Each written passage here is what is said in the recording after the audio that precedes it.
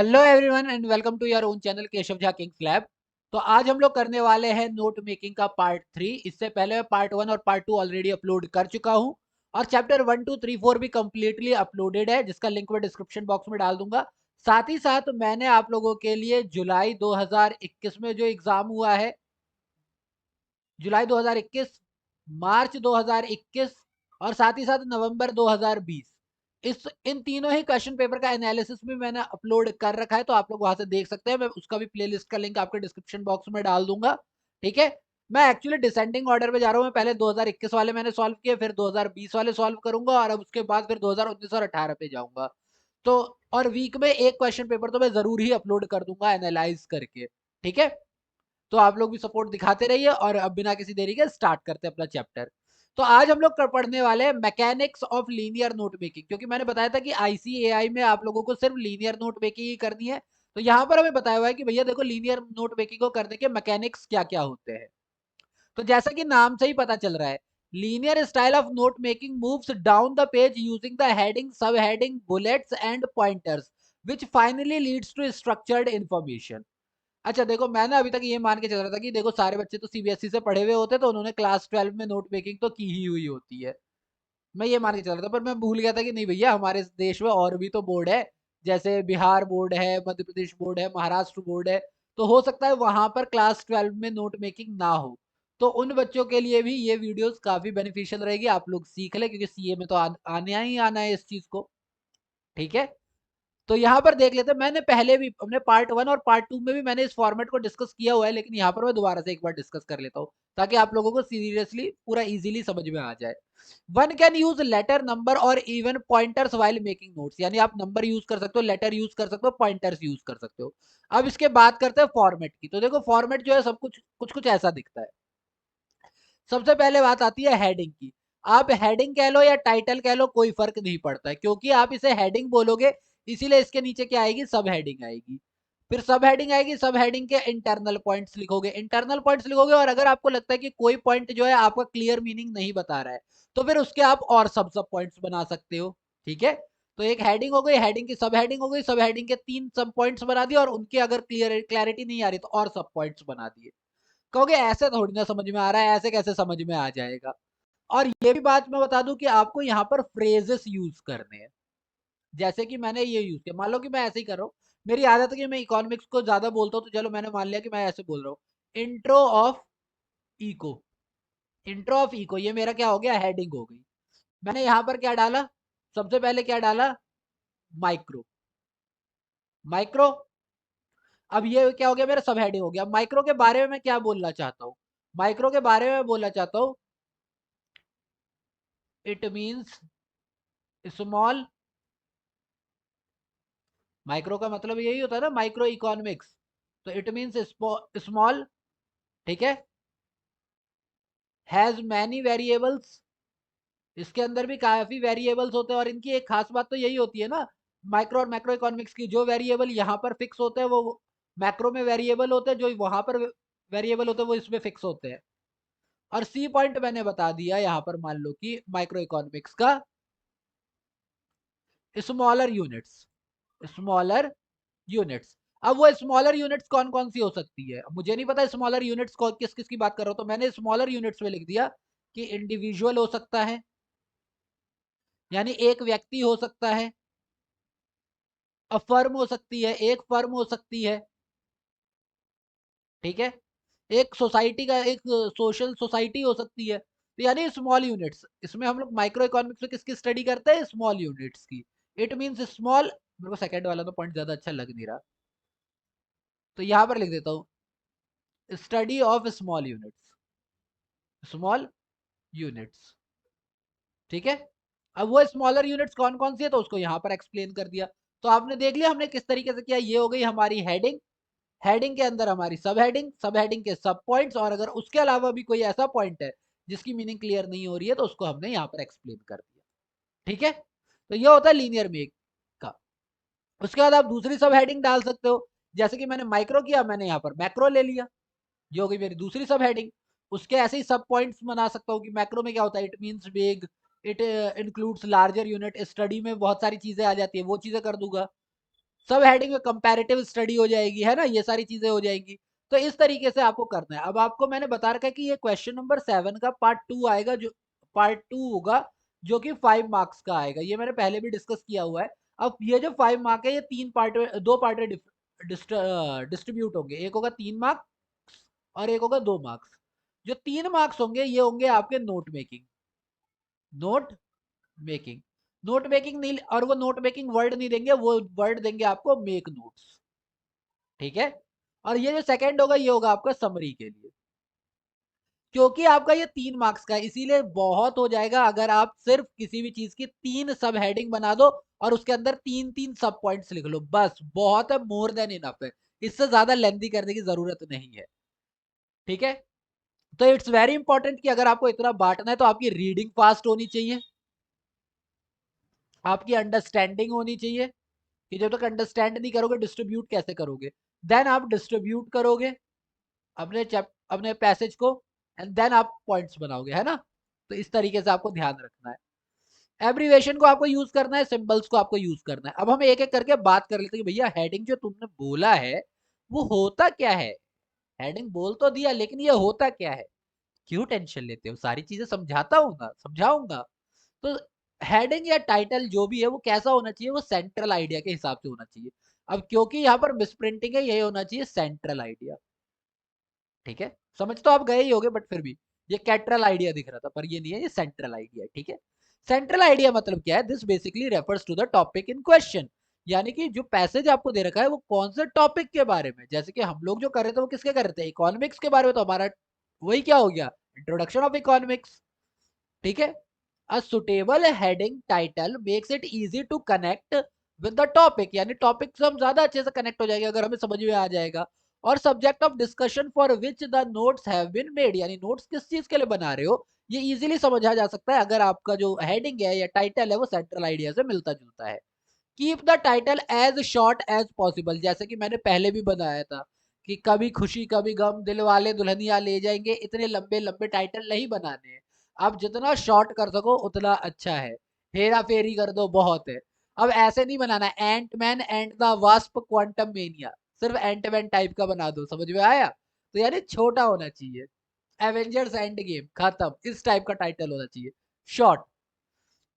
Titles for notes have to be direct and to the point, यानी to the point होने चाहिए। तो basically मेरे बोलने का मतलब ज्यादा से ज्यादा 3 से 4 वर्ड यूज कर लो, ये भी बहुत हो गया, कोशिश करो कि 3 में ही निपट जाए, ठीक है।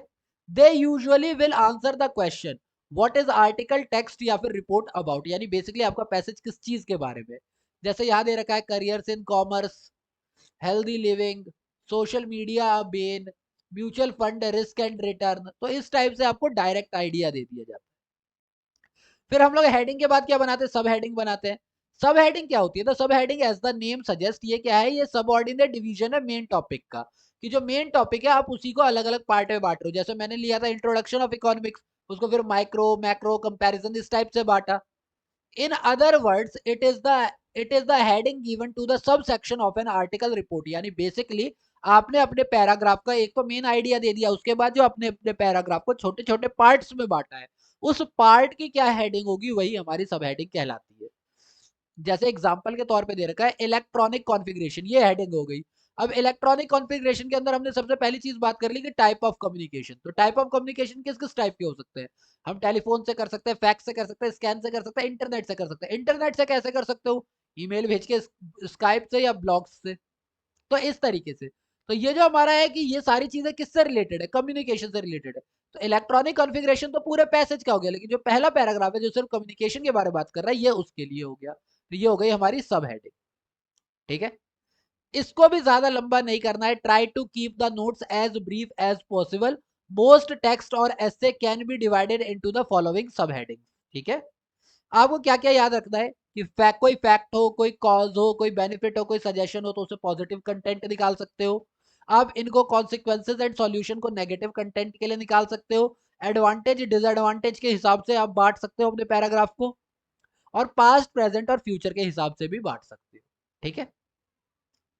नेक्स्ट पॉइंट आता है जो आपको ध्यान रखना है, दैट इज इंडिकेशन। देखो इंडिकेशन का बेसिकली मतलब होता है कि मार्किंग जो आप करते हो, the act of proper alignment and spacing of written matter is called indication. जैसे आपने देखा था कि हेडिंग हमारी बीच में आती है, सब हेडिंग यहाँ पर आती है। अगर ये 1 है तो मैं यहाँ पर ABC लिख रहा था, फिर उसके बाद यहाँ दे रहा था, तो ये कहलाती है इंडिकेशन, स्पेसिंग। ठीक है, मैं इसको मिटा देता हूँ, जगह नहीं है इतनी।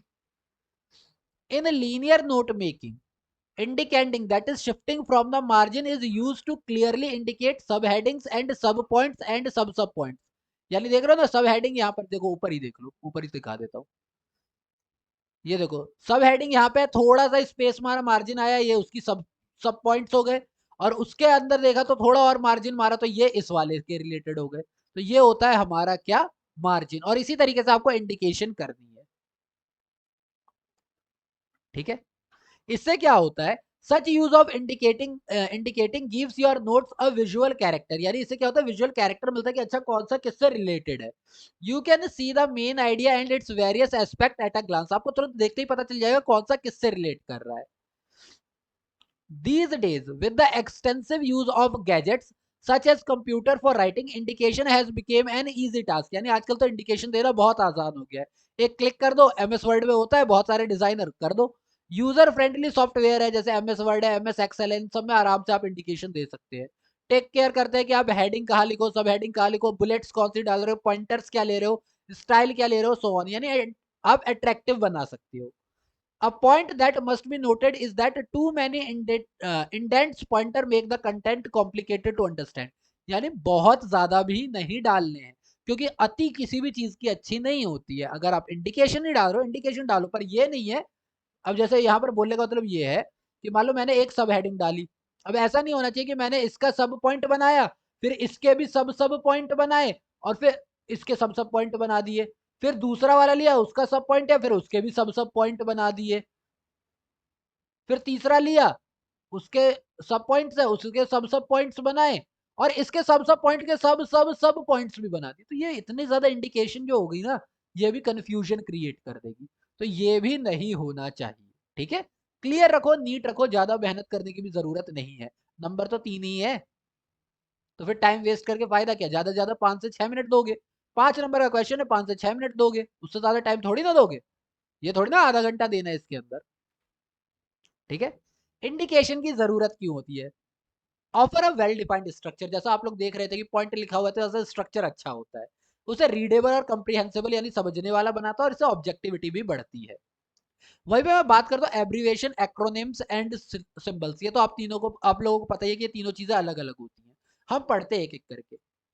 एब्रीविएशन क्या होता है, एक्रोनिम या सिंबल, इनका यूज करना चाहिए। इससे क्या होता है, हमारा टाइम बचता है, स्पेस बचता है। मोर ओवर, ये क्या करते हैं, हमारे नोट्स को इजियर टू रीड बनाते हैं। एक्रोनिम्स का यूज हम दोनों तरीके से कर सकते हैं। अगर आप टाइपिंग कर रहे हो या राइटिंग कर रहे हो, दोनों में ही आप एक्रोनिम का यूज कर सकते हो। एक्रोनिम होता क्या है वो भी हम कर लेते हैं। Basically the short and form of word is called abbreviation. यानी कि अगर कोई बहुत बड़ा वर्ड है, उसको हमने छोटा करके लिख दिया, तो दैट इज एब्रीविएशन। जैसे डॉक्टर है, डॉक्टर को हमने DR लिख दिया, ये हो गया abbreviation. An acronym stands for a string of words. यानी बेसिकली किसी भी चीज की जो फुल फॉर्म होती है ना, वो कहलाती है हमारी acronym. Unlike abbreviation, they are words consisting of the first letter of each word in the name of something. जैसे कि NASA, national aeronautics and space administration. तो यहां से N उठाया, यहाँ से A उठाया, यहाँ से S हटाया, यहाँ से A उठाया, नासा बन गया। जैसे आज आप, अभी आप लोग एडमिशन लोगे तो आप लोग DU लिखते हो, तो that is Delhi university, Delhi university. तो ये क्या है, ये ड्यू जो है ये एक एक्रोनिम है। ठीक है, ये एक एब्रीविएशन नहीं है। एब्रीविएशन क्या होगा, एब्रीविएशन आपका आएगा फिजिक्स, तो PHY कर दिया, SKT संस्कृत, एक ही वर्ड को छोटा करके लिख दिया, ये होते हैं हमारे एब्रीविएशन। तो आई थिंक आपको एक्रोनिम्स और एब्रीविएशन में फर्क समझ में आ गया होगा। अब देखो, एब्रीवेट करने के चीजों को कई तरीके हैं।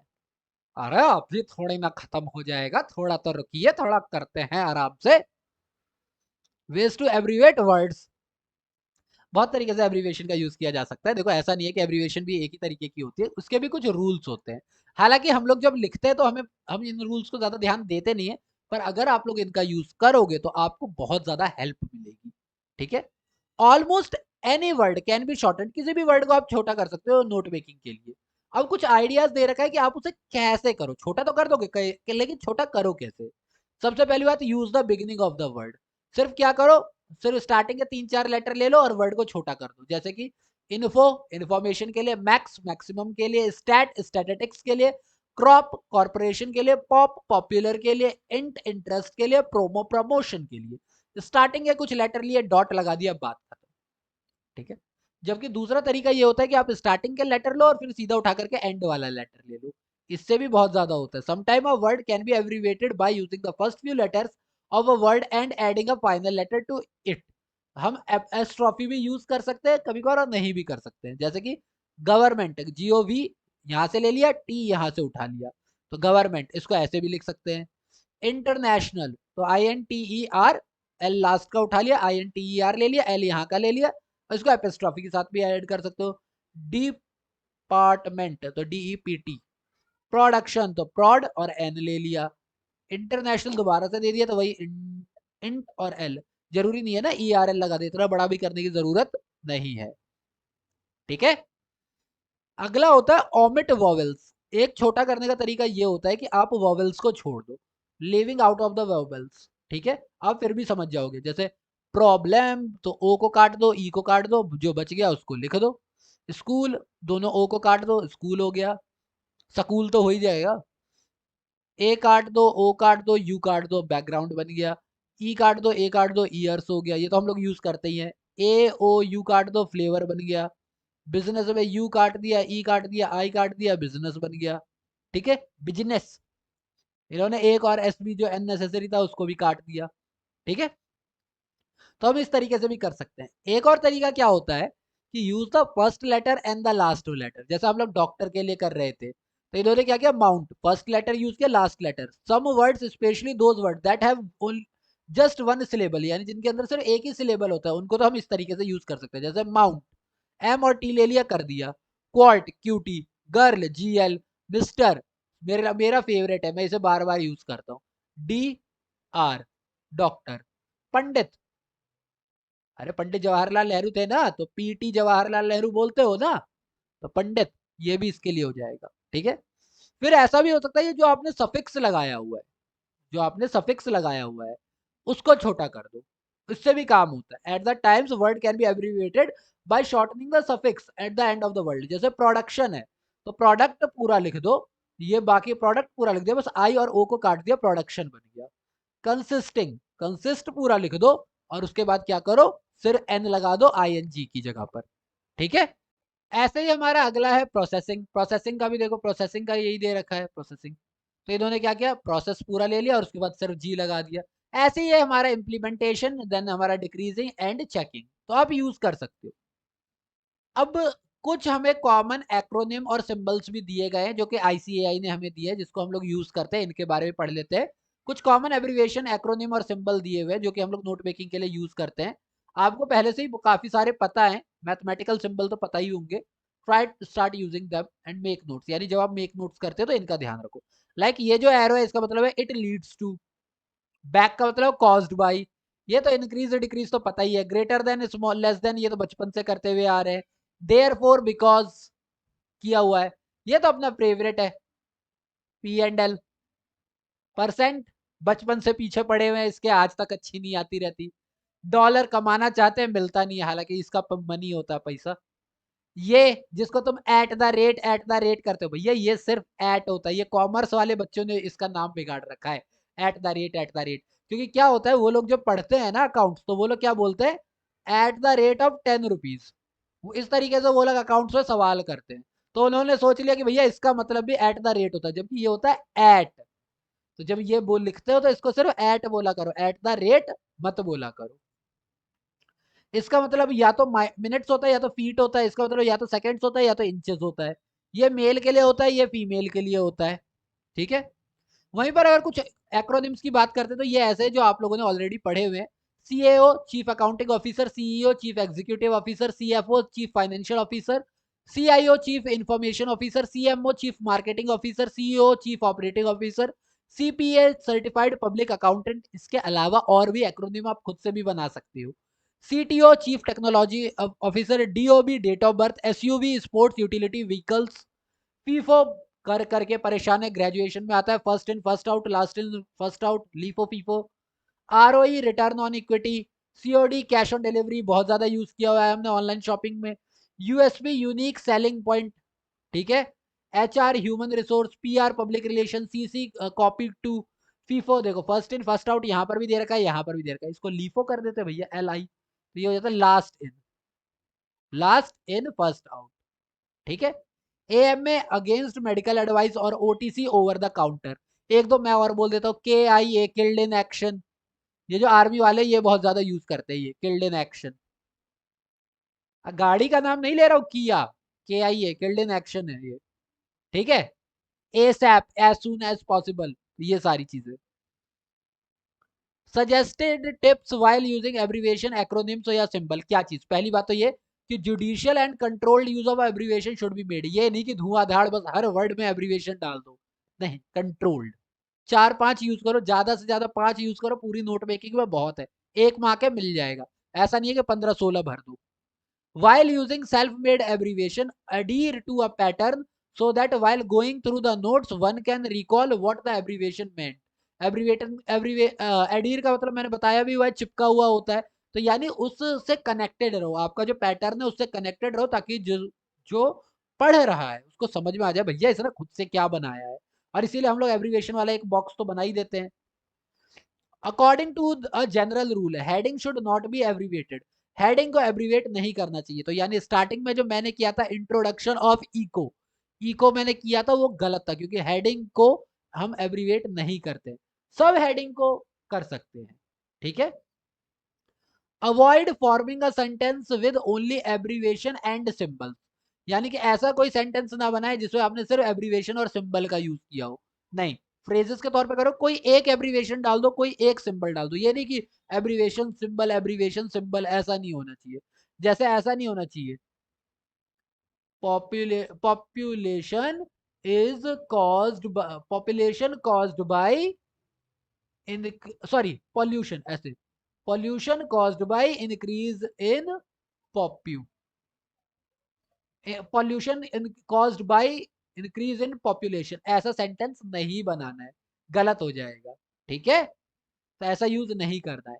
इंक्लूड अ की listing that abbreviation symbol and acronym use, यानी मैंने बताया ना एक टेबल बना देनी है, उसमें कहाँ क्या यूज किया है वो लिख देना है, यहाँ पर आपने एब्रीविएशन या जो भी है वो लिख दी, और यहाँ पर वर्ड बना दे, तो जो भी आपने शॉर्ट यूज किया वो यहाँ पर लिख दो। देन क्या बोला हुआ है, useful tip, student are advise to use standard acronyms like while making notes, however there can be more flexibility while using abbreviation, यानी एब्रीविएशन आप अपनी मर्जी से बनाओ, छोटे कर दो वर्ड, एक्रोनिम्स ज्यादातर वही यूज करो जो कि ऑलरेडी स्टैंडर्ड चल रहे, ज्यादा अच्छा रहता है। उसके बाद जो हमारे 2 मार्क आते हैं वो किस चीज के आते हैं, समरी के आते हैं, तो जरा इसको भी पढ़ लेते हैं, समरी कैसे करनी चाहिए। A summary is a short and और condensed version of a longer essay और रीडिंग, यानी कि क्या बोला हुआ है, एक लंबा सा एसे ले लो, कोई लंबी बुक ले लो, और उसका हम लोग क्या कर देते हैं, समरी बना देते हैं। Your purpose while writing a summary is to give the basic idea of the original text, यानी ओरिजिनल टेक्स्ट का बेसिक आइडिया मिल जाए बहुत है, what it was about and what the author wanted to communicate, यानी आप basic idea देते हो। A summary should not have a word limit exceeding 25% of the original text, यानी कि अगर 500 वर्ड है तो 125 वर्ड से ज्यादा की हमारी समरी नहीं होनी चाहिए, 1/4 ऑफ ओरिजिनल टेक्स्ट होनी चाहिए। Remember that a summary must include all the points from the notes, यानी नोट्स के सारे पॉइंट उसके अंदर होने चाहिए। Abbreviation must not be used while summarising notes, यानी जब आप समरी बना रहे हो तब उसमें एब्रीविएशन का यूज ना करें, वहां पर पूरा पूरा शब्द लिखें। अगर आप पूरा शब्द नहीं लिख रहे हैं, एब्रीविएट करें, तो वो गलत हो जाए, समरी में एब्रीविएशन यूज नहीं करना है, समझ गए, बूझ गए, बूझे, ठीक है। टू राइट ए समरी, अरे मैं जानबूझ के रहा हूँ, इतना नहीं है, बूझे बूझे करने की जरूरत नहीं। अगर आप लोगों ने एनसीईआरटी की बुकें पढ़ी होंगी ना, तो उसके अंदर हमारे 2 कैरेक्टर है, बूझो और पहेली, बूझो और पहेली, ठीक है, तो इसी के लिए हिसाब से बोल रहा हूँ, बूझो बूझे, इस तरीके से, उसमें 2 कैरेक्टर है हमारे, ये कार्टून कैरेक्टर, ठीक है। You must see your own words to express briefly the main idea and relevant details, यानी आप अपने आइडिया इसके अंदर डाल सकते हो ब्रीफली मेन आइडिया के साथ रेलिवेंट करने के लिए। Given below a list of point to keep in mind while summarising notes, notes बनाते वक्त क्या क्या बातें ध्यान रखनी चाहिए। पहली बात, use the information given in notes, यानी जो नोट्स के अंदर इन्फॉर्मेशन दी हुई है उसका यूज करे, यानी समरी डायरेक्ट टेक्स्ट को देख करके ना बनाए, नोट्स को देख करके बनाए। Do not add or subtract any piece of information, कोई अपनी मर्जी से ज्यादा ऐड वैड करने की जरूरत नहीं है, जो दे रखा है उसी को यूज करो, बहुत बन जाएगी। Do not make assumptions, assumptions डालने की जरूरत नहीं है कि मेरे हिसाब से, मत करो, कोई जरूरत नहीं है, ठीक है। Use short and crisp sentence as opposed to detailed and long ones of the original content. Original content नहीं पढ़ा जा रहा था इसीलिए तो नोट मेकिंग की है, और नोट मेकिंग भी ज्यादा लंबी ना हो इसलिए समरी बनाई है, तो लंबे लंबे सेंटेंस ना बनाए, छोटे छोटे छोटे छोटे शॉर्ट शॉर्ट प्यारे प्यारे भोले भोले वैसे सेंटेंस बनाए। अवॉइड साउंडिंग रिपीटेटिव, यानी रिपीटेटिव यूज ना करे, नए वर्ड्स लाए, नई इंफॉर्मेशन लेकर के आए, जो कि वोकैबुलरी वाले चैप्टर हमने बार बार पढ़ा है कि जितना आपके पास वोकैब्स स्ट्रांग होगी उतना ज्यादा आपके लिए अच्छा रहेगा। मैक्सिमम पॉइंट्स को कवर करे and reach a conclusion if required, यानी अगर रिक्वायर है तो कंक्लूजन बनाए, अगर कंक्लूजन नहीं बनाएंगे तो भी चलेगा, ठीक है। तो ये थे कुछ पॉइंट्स समरी के। तो दैट्स बीन सेड, आज का वीडियो मैं यहीं पर रैप अप करता हूँ। जो हमारा नेक्स्ट वीडियो होगा यानी पार्ट 4 होगा, उसके अंदर हम लोग इसके एग्जांपल्स करेंगे, एक दो एग्जांपल कर लूंगा मैं, और उसके बाद पार्ट 5 लेकर के आऊंगा, उसमें प्रीवियस ईयर का कोई एक क्वेश्चन होगा तो वो उठा करके सॉल्व कर लेंगे, ठीक है।